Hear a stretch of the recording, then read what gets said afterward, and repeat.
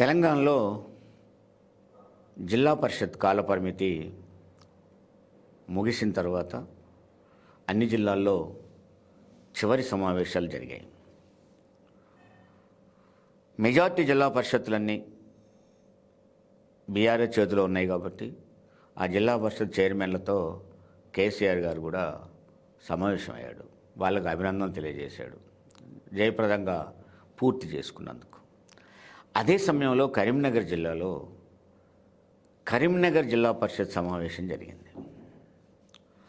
ఆ సమావేశానికి ఒక జెడ్పీటీసీ హాజరయ్యాడు. ఆ జెడ్పీటీసీని గేట్ దగ్గరనే పోలీసులు ఆపేశారు, సమావేశానికి పోకుండా. సమావేశం జిల్లా పరిషత్ సమావేశం, ఆయన జెడ్పీటీసీ, కానీ జెడ్పీటీసీని లోనకు పోనివ్వడం లేదు. ఎందుకయ్యా అని అడిగితే తను వేసుకున్న బనీని మీద దళిత బంధు ఇవ్వాలని క్యాప్షన్ ఉందంట. అలా ఏది తప్పు? దళితుడిగా తను లోపలికి రావడం తప్ప, తన బనీని మీద దళిత బంధుని రాయడం తప్ప. పార్లమెంట్లో ప్రమాణ స్వీకారాలప్పుడు ఇదే కాంగ్రెస్ ప్రజాప్రతినిధులంతా, ఎంపీలంతా రాజ్యాంగం ప్రతులు పట్టుకొని నిలబడి ప్రమాణ స్వీకారాలు చేశారు కదా. అంటే ఒక నిరసన తెలియజేయడం కోసం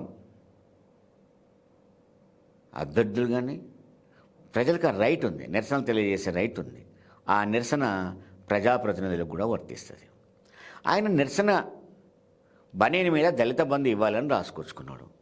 ఇస్తే ఇస్తారు, ఇవ్వకపోతే ఇవ్వలేదు, ప్రభుత్వ పాలసీ. కానీ నేను అడిగేది, దాన్నే తప్పన్నట్టు పోలీసులు ఎందుకు ఆపుతారు అని. జనరల్గా ధాన్యం కొనుగోలు లేనప్పుడు, లేదా ధాన్యం ఎండిపోతున్నప్పుడు వరికర్రలో, లేకపోతే అది సింబాలిక్, అవి పట్టుకొని వచ్చి చూపెట్టేసి నిరసన తెలియజేస్తూ ఉంటారు. తాను దళిత బంధు విషయంలో తీసుకొచ్చారు, ఆపారు. ఇలా ఆపడం అనేది ప్రభుత్వ నిర్ణయమా, పోలీసుల నిర్ణయమా?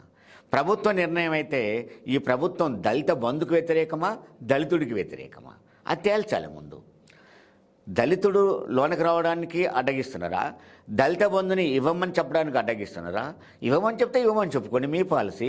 ఇవ్వమని వాళ్ళ డిమాండ్, ఇవ్వనని మీ పాలసీ, తప్పేం కాదు. కానీ దళిత బంధుని రాసినందుకే చేయడం అంటే దళితులన్నా, దళిత బంధున్నా మీకు చాలా వ్యతిరేకత ఉన్నదనేది స్పష్టమవుతుంది. పోలీసులది కూడా అతి ఉత్సాహం తప్ప మరొకటి కాదు. అది ఖచ్చితంగా ఒక దళితుడిని అవమానపరచడం మీద తీసుకోవాలి, అక్కడున్న పోలీసుల మీద చర్యలు తీసుకోవాలనేది మనం